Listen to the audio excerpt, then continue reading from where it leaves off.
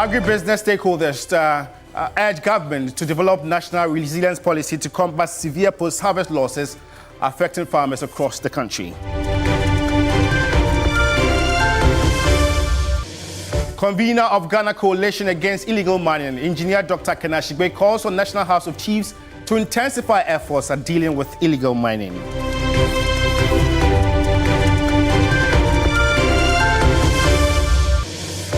Also coming up this afternoon, President John Dramani Mahama and First Lady Mrs. Lordina Dramani Mahama in Beijing, China, to participate in the Global Leaders Meeting on Women.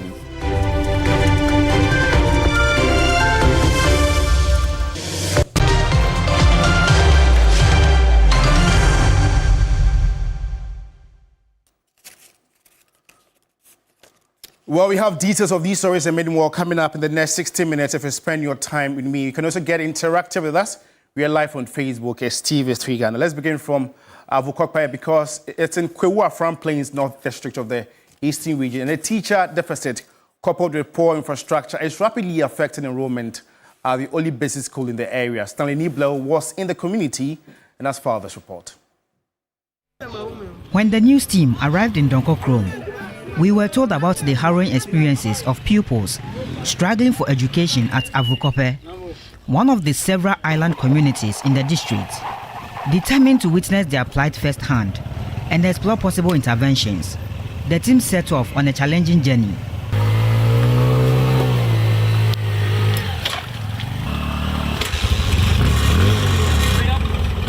Some community members and a teacher volunteered to guide us on this difficult expedition. It took over 2.5 hours to reach Avukokpa, a community of fishermen and farmers, through slippery and rugged terrain. We crossed streams, went through bushes and marshy paths. This is what residents have to endure daily. When it rains and water levels rise, pupils are unable to cross to school. A pupil of Avukokpa now attends school at Mimchemfre after completing class 5 in his local school.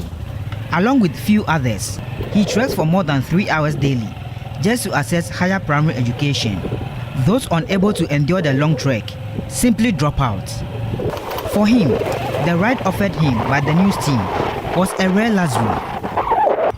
Midway through the journey, my cameraman had to take over as a rider when local volunteers could no longer manage the terrain. Then the unfortunate happened.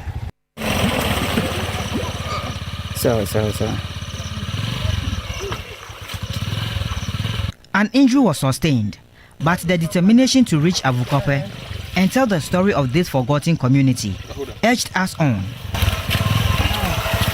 Eventually, we arrived just as the weather turned against us.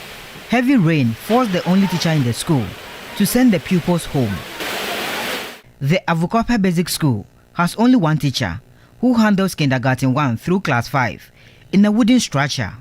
With no office space, the classroom becomes shelter for goats when classes are not in session. Collapsed classrooms remain unconstructed, while cement blocks meant for new buildings have lain idle for years, a stark reminder of neglect. Teachers are unwilling to accept postings here due to poor accommodation and the harsh living conditions.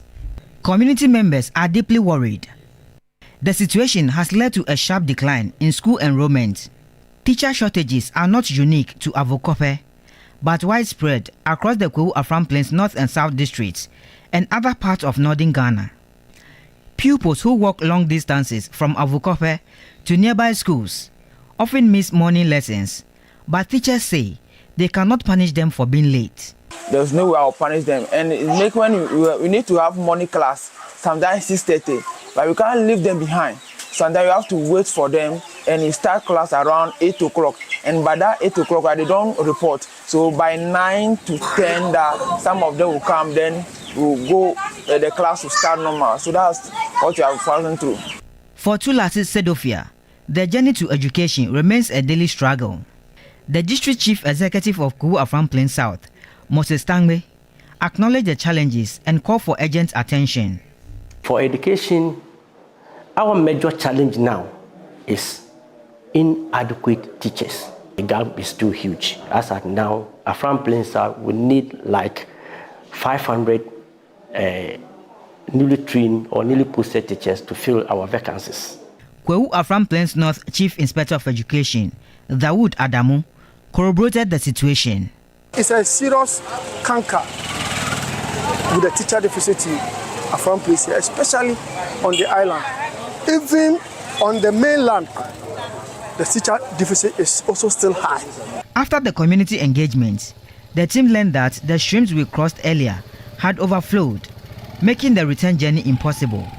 The only alternative was a perilous voyage across the Afram River. The plight of pupils in Avukope paints a vivid picture of the widening inequality in access to basic education in Ghana's remote communities. As the future of these children hangs in the balance, the call for renewed government commitment, improved infrastructure, and teacher motivation has never been more urgent. Stanley Nibleu, TV3 News, Avukope, Eastern Region. Now, away from Avukope, and this year the government announced as part of fulfilling its manifesto promise, it will include 60 to 70 private schools in the free SHS policy for 2025. This is under a pilot program which is aimed at decongestion in public schools and expand access to secondary education. This is the first time private institutions will be part of the flagship initiative, with the list of approved schools made available through the Ministry of Education, Ghana Education Service, or Ghana National Council of Private Schools, NACOPS platforms. With first-year senior high school students expected in school from October 18, how has the placement been for the selected private schools? And we'll be engaging the Executive Director of the Ghana National Council of Private Schools, NACOPS.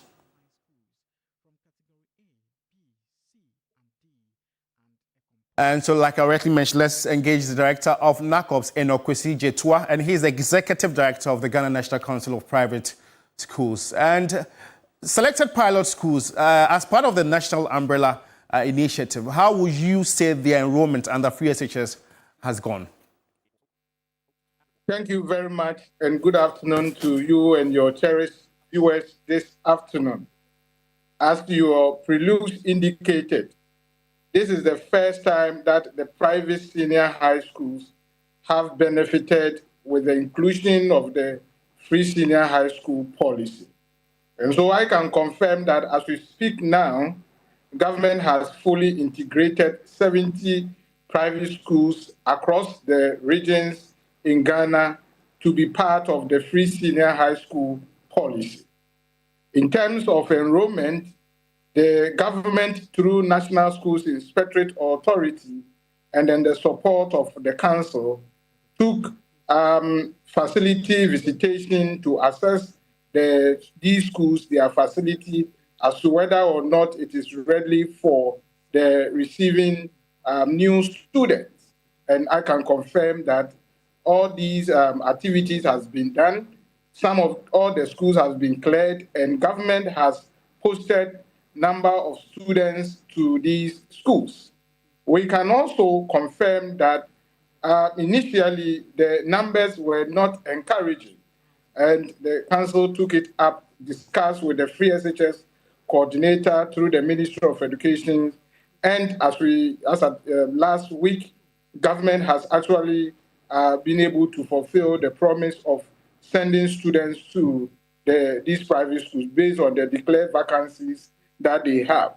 Some of the students and the schools got about 990 students, 500 students in that range.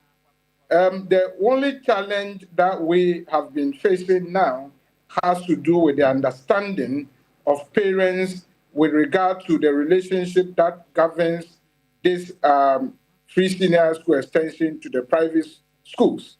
You know, government is ready to take care of the cost of the day education. And most of these private schools that have been earmarked for the pilot stage are having boarding education. And so therefore, when parents get to these schools, they want to know whether or not government will extend such kind of benefit to cover the boarding status. But that has not been agreed fully, because that's not part of the negotiations that we had with the government. And so some of the schools are finding it very difficult to explain to the parents in order for them to accept those kind of placements.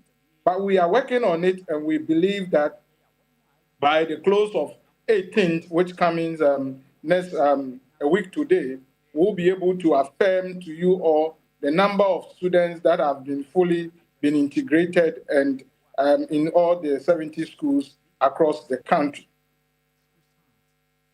Are being faced as the process continues with self-placement and some parents wanting to make changes? Yes, I mean, that is an open discussion, even some of the Category A schools or government schools, parents do find it very difficult to accept some of these schools that the computerized selection placement has given to them. So it is not a novelty in this regard. But the point is that most of the parents also walk in there knowing very well the kind of academic potency these private schools can offer, walk in and seek for admissions for their awards. And government has given us that kind of right to also admit students and in order for them to regularize their placement in the school.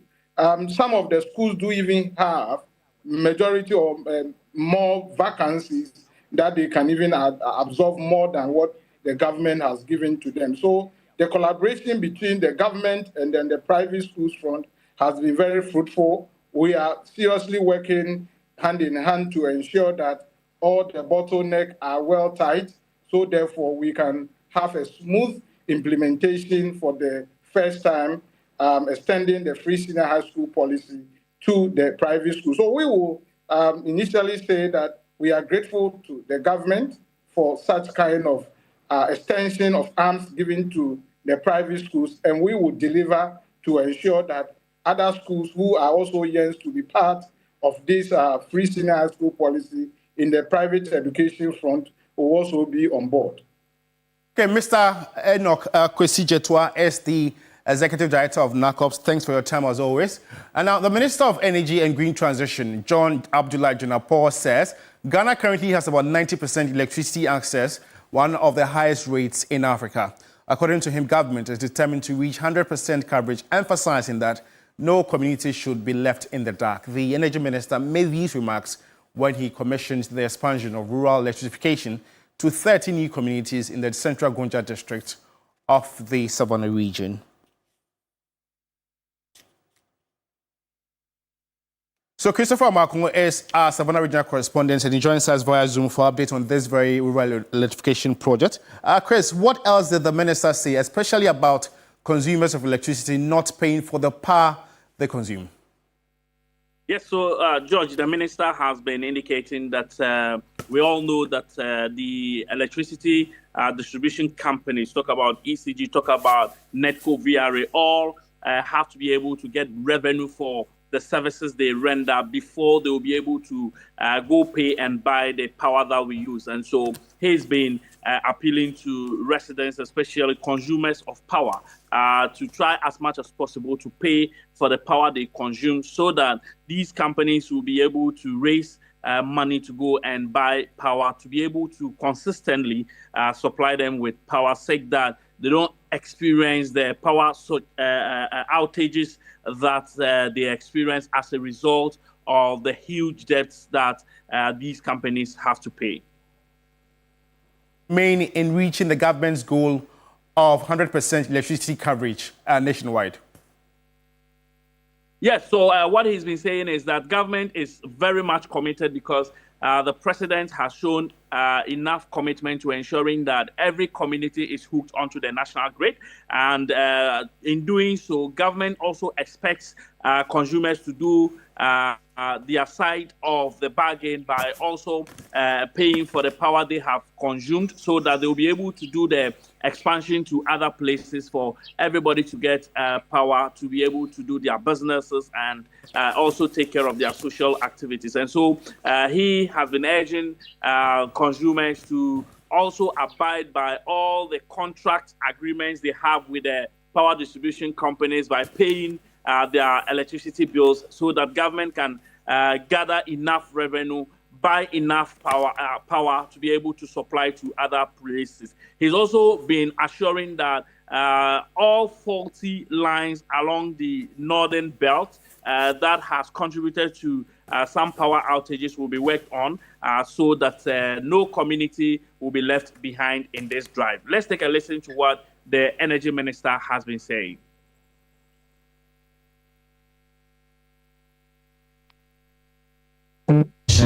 13 communities out of 20 communities. After this 13, we'll complete the remaining 7 and fix a date and commission the remaining 7 so that the first 20 will be done. My agenda is that phase 1, we want to commission 100 communities in the Central Gonja district alone. As you may be aware, we started the National Electrification Project in 1989. Today, Ghana has almost 90% access to electricity. It's one of the highest in Africa, but our target is to achieve universal access to electricity. That's we want to achieve about 99% access of electricity in Ghana. The Savannah region is amongst the lowest in the country. And so to ensure that there is equity, we have to work very hard and bring up Savannah region. It's about 68%, whilst the whole country is about 90%. So we have to do a lot more for the region to catch up. And that is exactly what we intend to do. Next year, with partnership and understanding from the finance minister, we are going to launch an ambitious turnkey project using local contractors. And Savannah region and other regions will be captured. So that we'll use local contractors to undertake our electrification project and to ensure that a lot of people are brought on and given electricity. Because John Abdullah Janapor is the Minister for Energy and Green Transition. So before we wrap up with Christopher Marco, can you describe the impacts of the recent Rural Electrification Project commissioned in the Central Gonja District? Yes, so George, as the Minister rightly mentioned, if you go to the Sola Tuna Kalba district of the region, only about 25 to 30% of the entire district has access to electricity, and so the remaining figures do not have access to electricity, and so it's a very huge challenge, as he has indicated. But for the areas that these electrification projects have been commissioned, that happens to be his constituency. 13 out of the initial 20 have been commissioned, and he's hopeful that the remaining will also come through in the coming days. Now, the people are very happy. They are happy that at long last, they have also been hooked onto the national grid. The disparity is actually huge, but the residents are hoping that with him being the energy minister and coming from the constituency and the region as well, they are also hopeful that the equity gap will be addressed for them to also have access to electricity. Thank you so much, Christopher. Christopher Marco is a Savannah regional correspondent there. And away from that, President John Dramani Mahama and First Lady Mrs. Lordina Mahama have arrived in Beijing, China, to participate in a global leaders meeting on women, hosted by President Xi Jinping and UN Women. The meeting, slated for 13 and 14th October, will bring together other world leaders to renew the spirit of the Beijing Declaration and accelerate its implementation. This year marks the 80th anniversary of the founding of the United Nations and the 30th anniversary of the Fourth World Conference on Women, organized by the UN and held in Beijing. While in Beijing, President Mahama and his delegation will also focus on strengthening Sino-Ghanaian ties and investment. President Mahama will hold discussions with his Chinese counterpart, President Xi Jinping, and wished the Premier of the State Council of the People's Republic of China, His Excellency Li Xiang. He will also meet with Chinese business leaders and host a presidential investment forum. President Mahama will also visit Fujian province to meet businesses with a presence in Ghana. These engagements aim to strengthen the long-standing partnership between Ghana and China and promote greater cooperation in areas of mutual respect.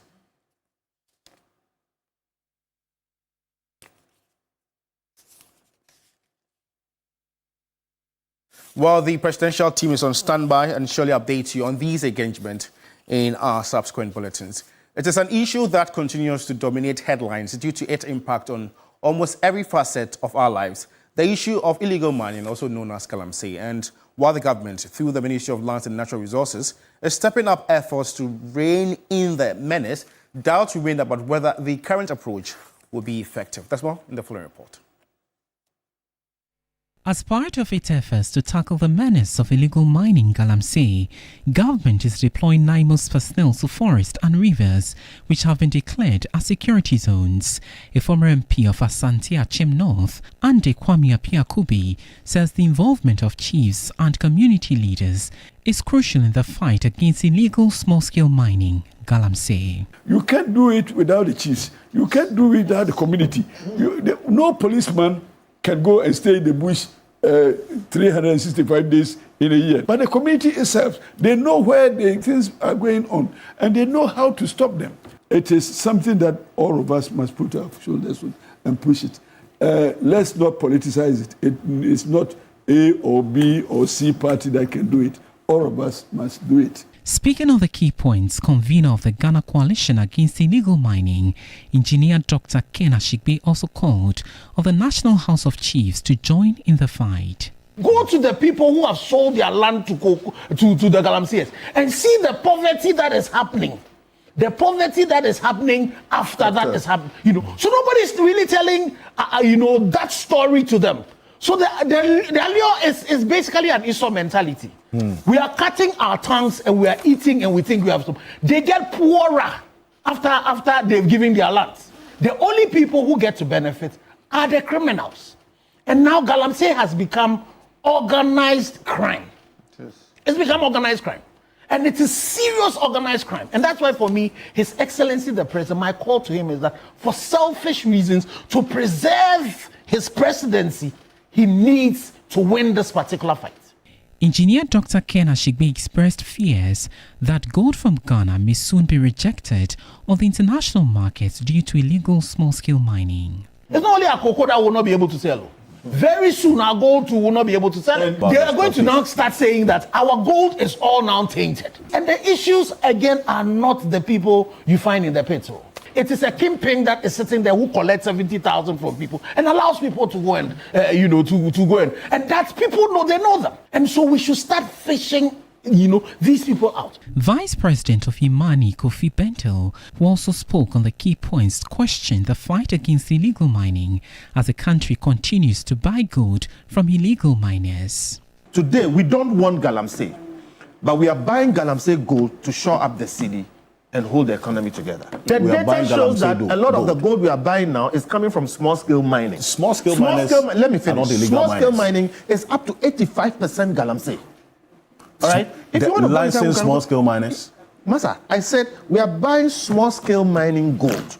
And small-scale mining gold is 85% illegal mining. But the Chief Executive Officer of Ghana Gold Board, Sami Jemfi, dismissed claims that the Gold Board buys gold from illegal small-scale miners. Gold Board is a creature of law. The Ghana Gold Board was established under Act 1140 passed by Parliament in 2025. That law provides for how and where Gold Board must buy gold. And if you read it, you'll find out that Gold Board, by law, is mandated to only buy gold from licensed miners. We buy gold, and Mr. Ken Ashigbe, who is the head of the Chamber of Mines, will attest to you that there are about 7 large-scale mining companies in Ghana that Gold Board currently buys 20% of their gold. And we buy this gold to shore up our gold reserves. As government intensifies the fight against illegal mining, calls continue to grow on government to declare a state of emergency in areas affected by the menace. But for President Mahama, the government has not exhausted available powers to tackle illegal mining. Galamsey continues to pose a serious challenge to sustainable development and environmental preservation. Rivers have been heavily polluted, farmlands degraded, and entire ecosystems disrupted. These environmental destruction directly affect access to clean water and food production, threatening the livelihoods of communities that depend on agriculture. It is hoped that ongoing government efforts will significantly reduce, if not completely eradicate, the menace of illegal mining. A combination of sustained enforcement, public education, and promotion of responsible, small-scale legal mining will be very crucial to restoring the environment, whilst also safeguarding Ghana's natural resources for future generations. Away from issues related to Galamsey, onion farmers in the Voto region are urging government to control or stop completely the importation of onions from neighboring countries. And this call follows the inability of the farmers to get buyers for their produce amidst a sharp decline in market prices, resulting in huge losses for the farmers. A major issue that confronts onion farmers today is the issue of competition on the market with onions imported from the sub-region. But this issue is largely fueled by the high cost of production borne by the local onion farmers, making their produce relatively expensive. Importing chicken manure from Kumasi, Sonyani here, one bag is about 55 cedis. Cow down from Asuchari and Co. costs 30 cedis. There is no Galamsey water here. But production cost here is a very expensive. Fertilizer, a lot last year, compare last year to this year. Last year, one bag of 50 kgs cost us about 350, 400. But this year, it's more than that. This year is 480. Some place you can get it 420, 450. In effect, the local farmers are struggling to sell their produce. 500 cedis. I buy a full for 500 Ghana cedis. I transport it all the way to Ajenkotoku and pay 220 cedis for a bag. If you put all this together, that is 800 Ghana cedis. But because of the imported ones, you are forced to sell as less as 500 Ghana cedis. It's the reason why we are not coming to buy. Large amount of the about 1 million metric tons of onion produced annually in Niger alone ends up on the Ghanaian market. Ghanaian farmers, we start from August to September, sometimes even in July. So when the foreign onions come like that, they come and choke the market. Sometimes they bring the export ones to come and dump in our markets, making it for our products not to be demanded by the customers. So when that happens, it makes sales become very slow. If I take a loan worth of 200,000 and invest into a farm, and at the end of the day, they import from Niger and Nigeria, and I can't sell mine and break even, and then I don't see where the motivators lie for a youth like me to go in for farming. Deputy Minister for Food and Agriculture, John Seto Dumelo, who visited the farms in Angloga and Kettlesaff areas, noted that government is aware of these challenges. These are the concerns that we will definitely address, or we are addressing. We know that the cost of farm inputs is high, and so we are encouraging more local producers of some of these farm inputs so that we can reduce the cost. That at the end of the day, the end product will be much cheaper than most of the imported goods. And so these issues are genuine concerns. It appears government does not really have an immediate solution to the plight of the onion farmers here in the region, while the farmers are asking government to stop the importation of onion from the sub-region, particularly Niger. The Deputy Minister for Agriculture is preferring other solutions, including subsidizing the cost on farm inputs to reduce production costs. Faisal Abdul Idrisu, TV3 News. Well, if you're just tuning in, you're watching another edition of Weekend Central here on TV3 with me, George Kwaning. In more news this afternoon, stakeholders in the agribusiness sector are issuing an urgent call for the government to develop a comprehensive national resilience policy. The primary goal is to tackle the staggering post-harvest losses crippling farmers nationwide.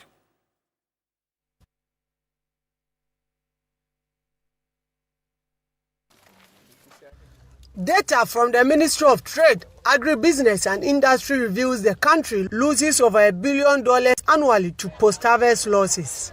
The main challenges have been identified as lack of storage infrastructure and poor access to feeder roads, which prevent produce from reaching market. At a recent regional agribusiness dialogue in Kumasi, Industry leaders argue that a targeted policy would not only ensure food security, but also boost value addition, create jobs, and improve the livelihood of smallholder farmers. We lose $1.9 billion as post-harvest loss. Then we go and import $2 billion to come and supplement. I mean, what are we doing to ourselves as a country? If we want to reduce imports, then we must have policy that will incentivize production and processing of the commodities that we import. We must be bold to invest. Adding to the conversation, the Ashanti and Bono Regional Chairman of the Association of Ghana Industries, Kwaning Amiche, stressed the need for the government to be intentional about promoting made-in-Ghana products to create a ready market for local producers. No country develops on importations. So government should deliberately build local businesses. All we are asking for is government should create market for our products. That's all we want. This poultry issue and everything, we have poultry farms who have their pens or coops empty. If they will get market for their products, people will just find money to do their business and sell. In response, the director of agribusiness at the ministry, Kwaning team, noted that government is leveraging these stakeholder dialogues to promote import substitution and strengthen the sector. We are saying that we need to apply technology. We need to have machinery to drive home production. And when we do that, we will be able to produce on a large scale, and that will help us to feed the industry so that the agro-processing industries can operate at the optimal level and employ a lot of people for the government to realize the 24-hour economy policy. With the scale of the losses clear, stakeholders are hopeful that decisive government intervention and effective policy implementation will build a more resilient and self-sustaining agriculture sector.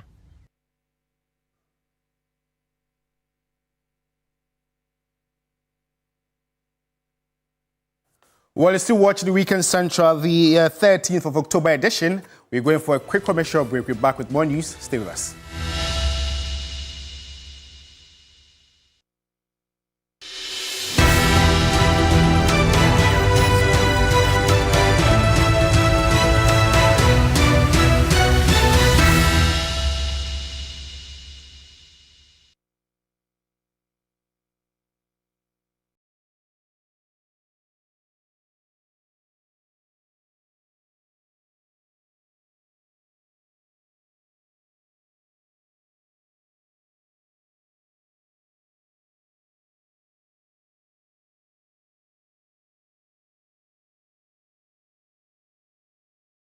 Homeopathic clinic. Who be careful airport one? Pa. Chese na me ankasa me period na say problems wom. Ntina ma wo ho idea ma me. Papa chese na nya asem ketewa. Na me coin point no, mo hwe me modem no mo hwe bibia na so mo meduro. Mo meduro me fire no. Ene ma won kra me enu. Foforo kwa na mkwan mu a eba. Head everything yourself. Me ma me no adwodwo eda ho a wontumi nante. And then ko end point. O mama nura and then why dia wotimi asori anante. That's end point for you. Hello. Hey, Oshisho what che? Okay. A free bra would the end point what dance. I'm a quiet no. Me Johnson sama na nkoye and person na my nyina and na magina sabema. Na me be here for there. The hard nyina jaresa. You heard everything. I have secret. End point is my secret. End point homeopathic clinic. I'm free.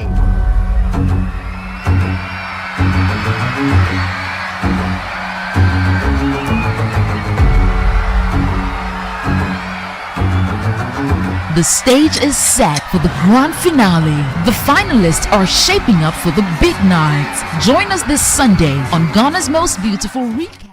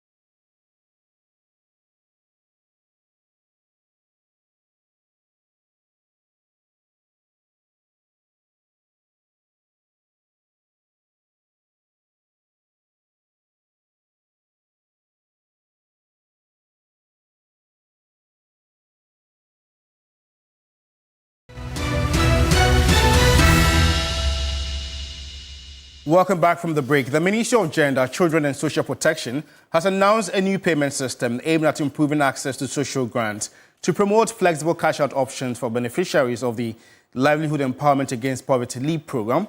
The ministry will now use the Ghana Interbank Payment and Settlement System, GIPS, for disbursing 130 million cedis in grants.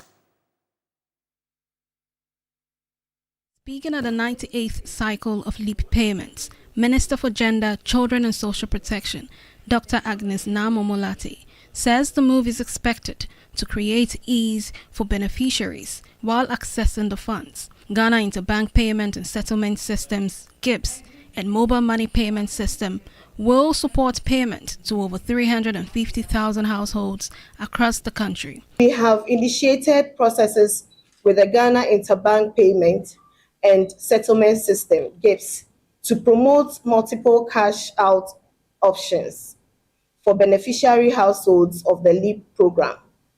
This will provide the opportunity for beneficiaries to have multiple cash-out options, enhance financial inclusion of beneficiaries, and promote easy access to grants. The minister also called on Ghanaians to report any malpractice, fraudulent activity, underpayment, or mistreatment of the LEAP disbursement funds to the ministry.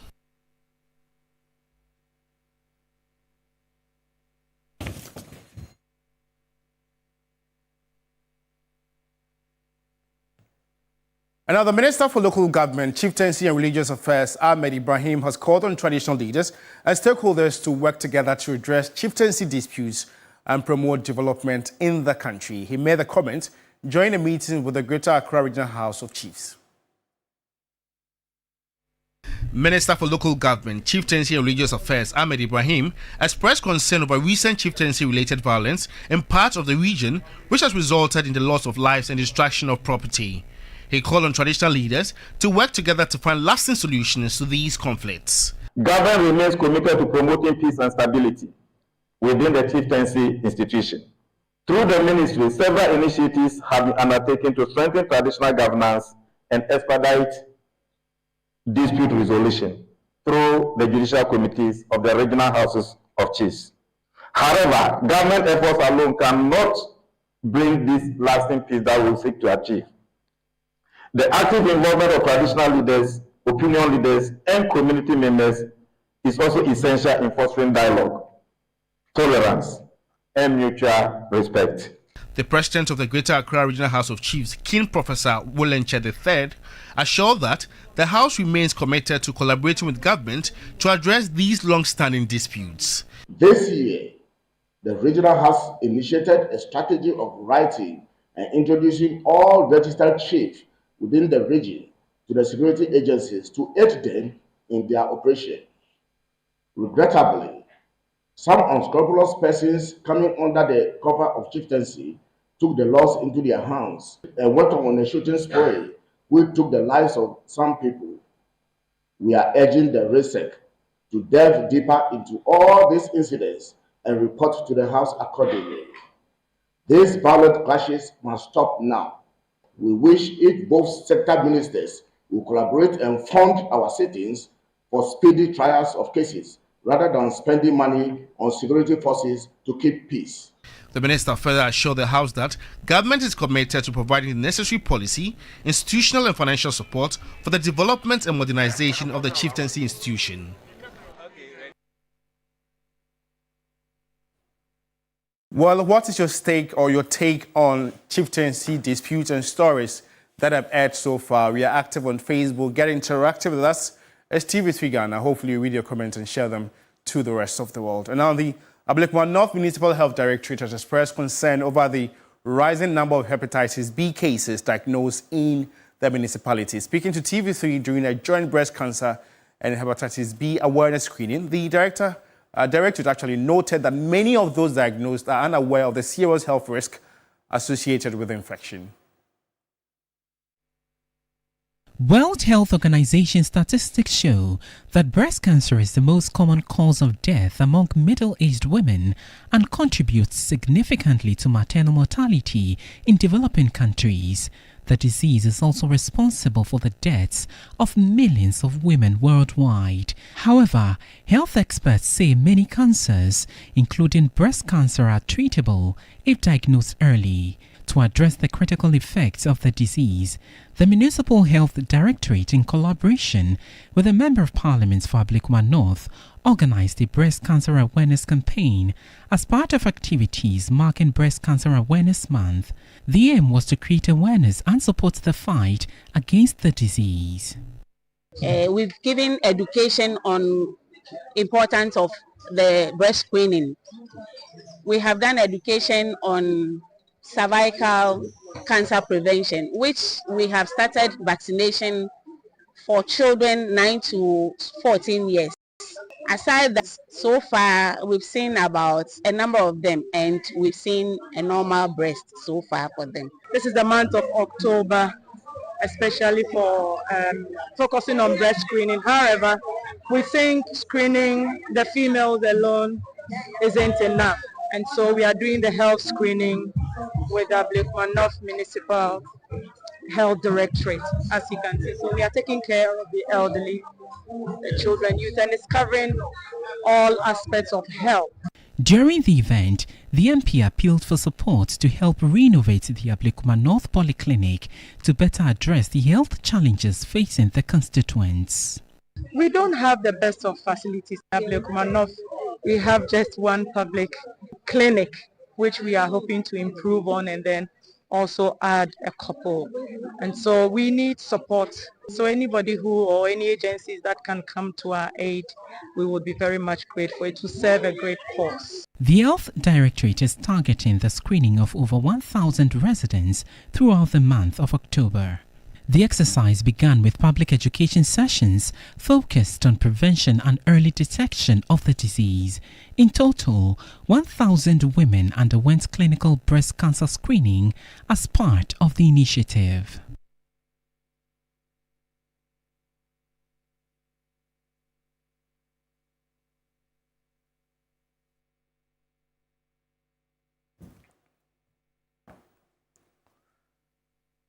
We're going for a quick commercial break. We're back with more news. Stay with us.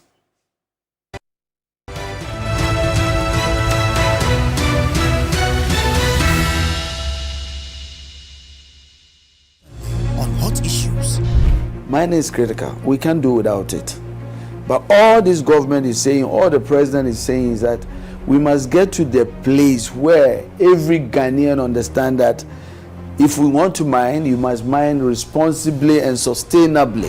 What do you say to people who say that the permanent deployment to these security zones is because we do not have the resources to do that? We shouldn't be spending the money to do that. That's why I'm saying that these are all stopgap measures. So money isn't a problem for the fight against galamsey? Oh, money is a real problem. What does a win or success look like? All our pristine forest reserve will turn green. During your presentation with the CSOs, you had mentioned that corruption was one of the stumbling blocks that the fight against galamsey was facing. Who are the corrupt politicians you are having to face off with? This canker that is eating us up as a country is being festering because people who have a lot of money, people who are well connected, are always trying to use the system, including politicians.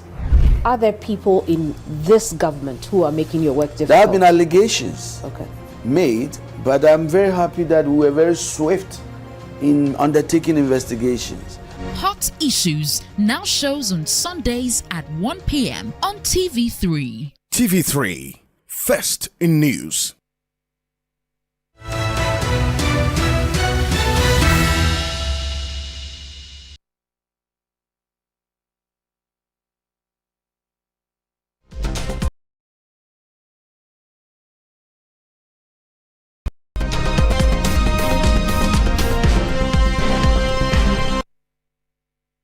And in today's edition of Regional Hub, health officials in the Bono East region are targeted to vaccinate over 8,000 girls in the ongoing vaccination exercise against the human papillomavirus vaccine, HPV.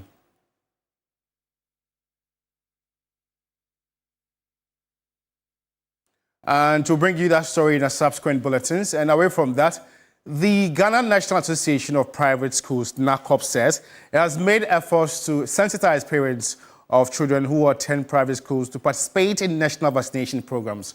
This follows complaint by the Ghana Health Service about resistance from many private schools whenever there is a national vaccination program.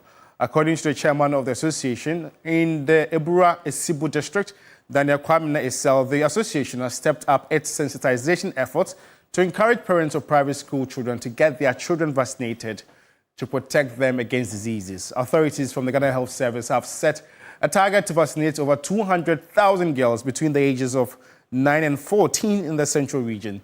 The HPV vaccination is being rolled out by the Ghana Health Service to prevent and protect girls aged 9 to 14 from cervical cancer and other related diseases.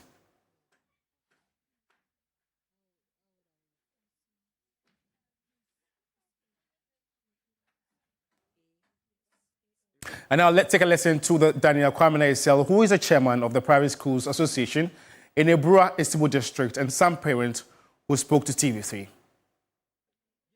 Exercise, we know, is a nationwide something that the Ministry of Health is collaborating with the Ghana Education Service. You know, children of such age from 9 to 14 can be obtained within the basic school. So we as private schools are also involved. Just as you rightly asked, our parents are kind of special, and whatever concerns their children, they are so eager to look at the pros and cons of it. So as you asked, some of them ask whether there wouldn't be any challenges when they take the vaccines, and we also end up giving them feedbacks with respect to giving them letters of consent for them to be approved before we avail their children for the vaccine exercise. And so far, we've not gotten reports with respect to any parents who do not want the vaccine to be given to the child. So if you ask, that is basically what I would say. In more news this afternoon, the National School Feeding Program is poised to expand these services to include over 1,000 students from non-beneficial public basic schools in rural communities across the nation. More than 4 million students are currently benefiting from the initiative. Here's a report by Claude Kumi Abisa. The government efforts reflect a commitment to not only enhancing education, but also ensuring that no child goes hungry at school. As she toured various schools, Hajia Fati expressed her satisfaction with both the quality and quantity of meals provided to students. It falls within the menu which we have given to the region, if I may say. And I'm so much impressed with what I've come to see here. I just hope that it's not going to be a one-day wonder. She highlighted that the government has resolved all outstanding payments to caterers, ensuring a seamless continuation of services. The secretariats have been under a lot of criticisms. But for the past few months, you are in the media space, you have realized that the narrative is gradually changing. It's all because of the effort we are putting in there to ensure that we streamline things and also make the program a better one. 4 years from now, it is my hope that we'll be able to rope on much more non-beneficiary schools to also benefit from the program. Our focus is going to be on schools at the remote areas in our country.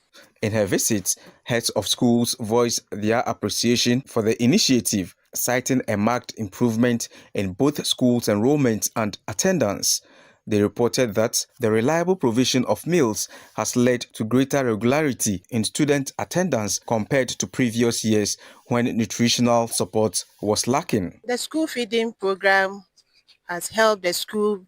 It has increased the population, especially those needy peoples. They know that whenever they come to school, they'll get something to eat. So the absenteeism and truancy, it has stopped because of the feeding program. So we are so grateful for our government and our coordinators. Furthermore, the Bono Regional Minister, Joseph Adai Akwabua, pledged his full support for the initiative, echoing calls for its swift expansion to encompass all public basic schools within the region. Has not covered so many schools in our region, and the numbers given to the schools are also somehow not enough.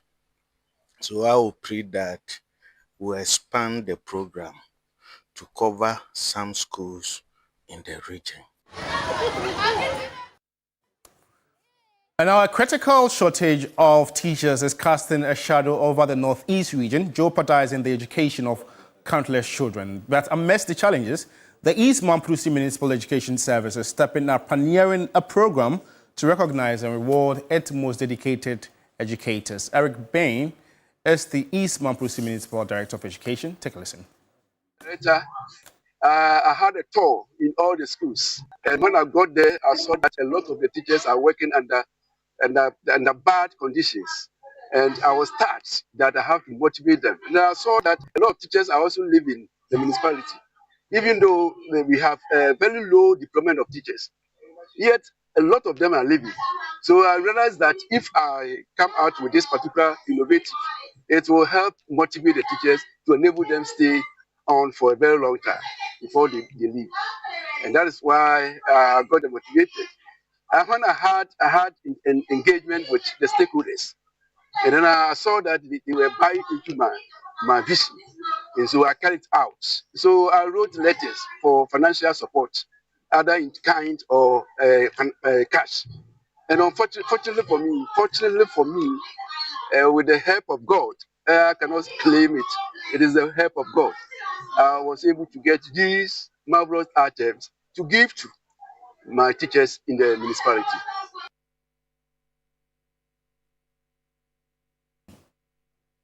Well, the Black Stars of Ghana are set for a high-stake clash against Comoros in their 2026 World Cup qualifiers. This is the final one, and it's happening at the Accra Sports Stadium. So make time to be a part of this very game. It's very crucial, and we want to see you at the stadium. That's how we end today's edition of Weekend Central. It came to you live from the news app here at Addis Kanda. For more news updates, just log on to our website, s3news.com. Alternatively, you can join my colleague Crosby and Aisha at 7 on News 360. Thanks for watching. Camille joining you for Hot Issues at 1. Have a good afternoon.